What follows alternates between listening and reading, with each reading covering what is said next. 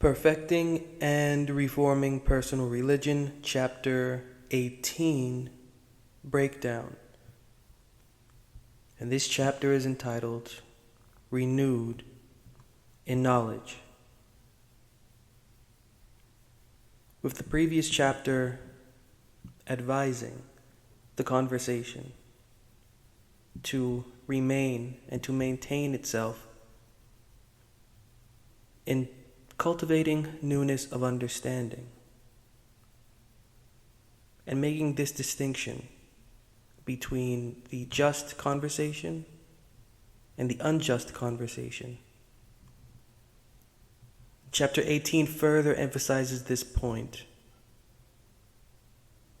allowing the reader to understand that the conversation is to be renewed or to be refreshed. And this point that the Bible is bringing out should inform its student that the character that they presently have for their conversation, if there is counsel for refreshing, if there is counsel for renewing, then that means the conversation is not initially in its best condition. And it isn't. The heart of the conversation is to be improved. The heart of the conversation is to be the guide. That means that there has to be an experiment in order for that heart to receive material to guide itself by. Hence, renewed in knowledge. A concept forwarded in the Psalms, but highlighted by Paul. It is Paul that would have our conversation renewed in the spirit of its mind, because this is what the Bible teaches. Our conversation isn't to depress us. Our belief shouldn't depress us. Our conversation shouldn't hold us back from being who we are. We shouldn't get lost in our conversation or in our quote-unquote religion or quote-unquote spirituality to believe that that is what we are. True devotional character is a highway to the character of our inward person. Our devotional character is supposed to be the highway leading to the character within, to bring that out. Perfecting and reforming personal religion is about taking the experience of the personal devotional growth and development serious. And in this chapter 18, new concepts are brought out. Concepts that we already know, but said in ways to make them sound different, to make them appear to be more profound than we traditionally understand them to be. And so this chapter 18, lets us know. And the book will build on itself these principles as the previous chapters built on their principles. And then we got to chapter 16 and 17, and it was blatant enough because we've grown accustomed to the Bible thought. And so in chapter 18, familiar thought. The conversation is to be created through the doctrine of the blood of Christ. The conversation is to be created through the doctrine of the blood of Christ. Now, understanding this term Christ is, as this book explains it and has been reviewed, knowing that this term Christ isn't alluding to a figure or to a character, to a personage, to a demigod. This term Christ is in relation to the living God's name, and the living God's name being the character of the living God's good pleasure for our conversation. So this is allowing us to understand that the blood in reference is not literal blood. This is not literal blood. Nor is this that figurative blood that Paul in his gospel places onto his audience for sectioning them into the safeguard of the Christ of his gospel. Blood is figurative language for experience. Blood is figurative language for experience. Our conversation is to experience Christ. Our conversation is to experience the living God's name. And so although this saying is familiar, the conversation is to be blessed and created through the doctrine of the blood of Christ. There is more that these authors within the scriptures are saying to what this means, despite how vague it is on the page. Dipping into Bible culture and context, as we have again thus far in this book, the conversation is to experience the living God's name. The living God's name is to be experienced. It is not to be prayed on or prayed over. It is not to be whatever we would do in a religious or spiritual sense. That's not what the Bible is for. Nor is this what the Bible is encouraging. A personal devotional experience with the doctrine or with the philosophy of the living God's name is what the Bible is calling for. And for the purpose of creation. As the conversation adopts that name, it will inherit creation. As the conversation adopts that name, it will inherit creation. But that adoption and that inheriting cannot take place without that blood. In that blood, not thinking literal, this is philosophical in essence, and it is experience.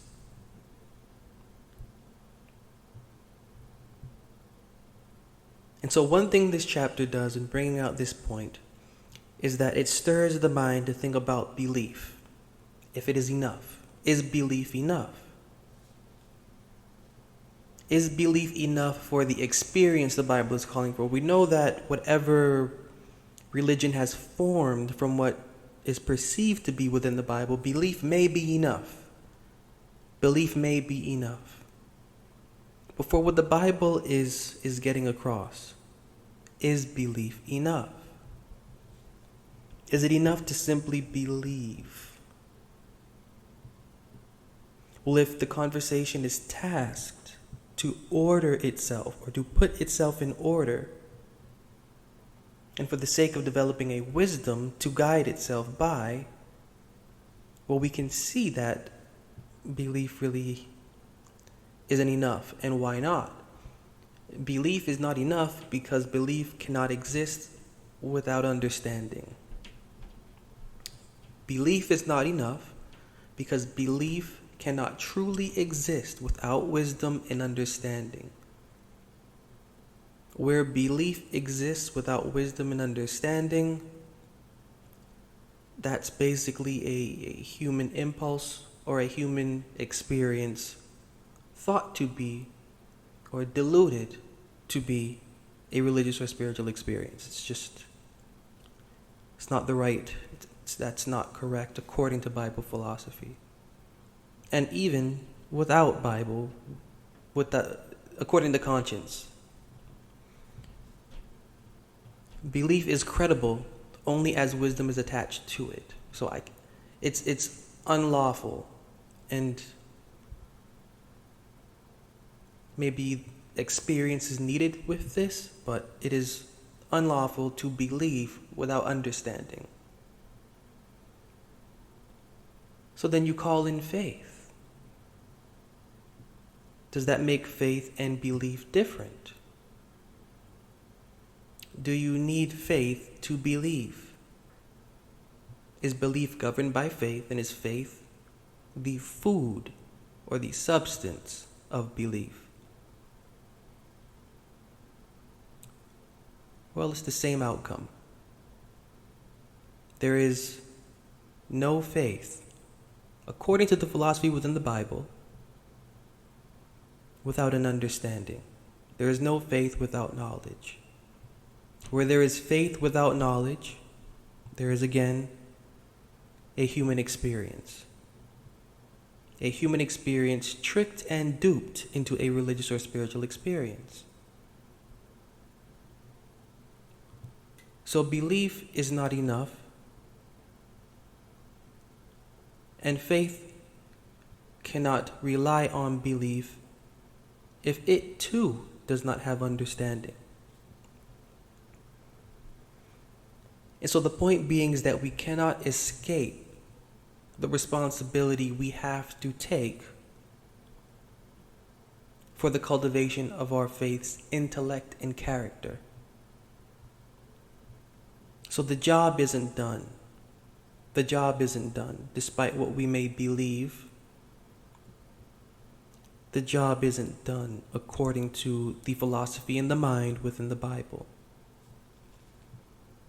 The job is actually not even started, depending on how we are handling our conversation. And it is the Bible's intention to wake up our thoughts and our feelings for our conversation. Because our conversation didn't begin where it now is. We did not even give ourselves our conversation or a thought to believe in anything related to it. We didn't give that to ourselves. Our conversation existed without the theory. Our conversation began. Our conversation actually began without a belief. Or should I say an inherited belief, without an inherited belief. It just so happens that once our conversation came into being and we realized that it was present, well, then that was the mistake. The mistake was realizing that it was present. Because when we realized that it wasn't present, it was born. And that's sort of what perfecting and reforming the personal devotional conversation is about. It's about returning the conversation to its original condition. You can remember in Genesis where it says concerning the pair in Eden, and they were naked and were not ashamed. And they were naked and they were not ashamed. That's the condition our conversation needs to be returned to. Because when there is a sense of shame now, you begin to sow fig leaves to yourself. And what are these fig leaves? What are leaves? Leaves are paper. What is paper? Paper is theory. You can take that illustration and pitch that out to all sorts of things. Nevertheless, it is a covering for the conversation. And it is by that covering we feel protected and safe. When in reality, that covering is actually degrading the beauty of our conversation. And so when serious about the concept given within the Bible's mind, then the conversation will take on a different form. The experience will not be what it is known to be in the sense of a human stimulus thought to be religious or spiritual in nature. The conversation seeing exactly what the scriptures are alluding to will learn how to abandon itself so that it can regain its lost self. And this is a principle throughout. Unless that corn of wheat falls into the ground and die, it cannot bring much fruit. The conversation has to die. Why? Because the conversation is created fraudulent. Our conversation within the religious world as it is naturally conceived is created fraudulent. So whatever belief we hold, whatever orthodoxy, non-denominational, denominational, opinion, non-opinion, theory, whatever, that's not our conversation. And that's not how our conversation is supposed to be governed. If we are going to let the scriptures be the guide, because, right, that's the only reason we're here. We're only here because the wisdom within this book is more profound than anything we have come across outside of us and outside of it. So unless the conversation is willing to allow the wisdom within this book to guide, and that means an experience, learning it. We have brains, right?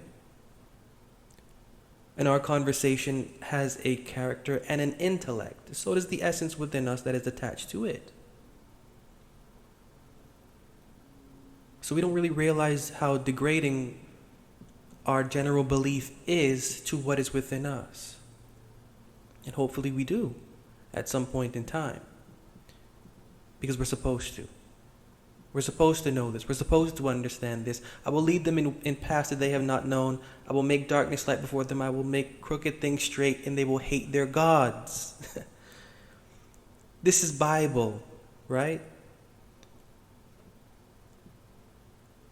We are to turn away from what we deem religious or spiritual, and are to take what we know and to renew it and to regenerate it. How? By taking piece by piece the counsel within that book and exercising it on a daily basis. This is perfecting and reforming personal religion. This is the culture of the mind within the Bible. On the surface, there is a culture of worship and devotion to the deity by ritual, by sacrifice, by baptism, by such and such and such. And on the surface, that's actually given so that we can know what is wrong, to know what is decent. That's why that tree was there right in the center of the garden. So that you can know what is indecent, to study what may be decent. So on the surface, this is what is given for our traditional understanding, and this is the universal plague given to our realm. This type of quote-unquote religion, this type of quote-unquote theology, and its behavior. Beneath it all, and it all meaning beneath the surface fraudulence that the Bible is articulating, the wrong that the Bible is articulating is a right. And the right beneath that surface fraudulence is our resurrection from what is above. So our conversation is to break through the ground, break through the surface of fraudulence. Take that illustration because that's what it is. Our conversation is to resurrect from the ground of religious, theological, spiritual, philosophy, thought, doctrine, dogma, and rise and continually rise upward. This is perfecting and reforming personal religion, and this is the renewing of the conversation in knowledge of that experience.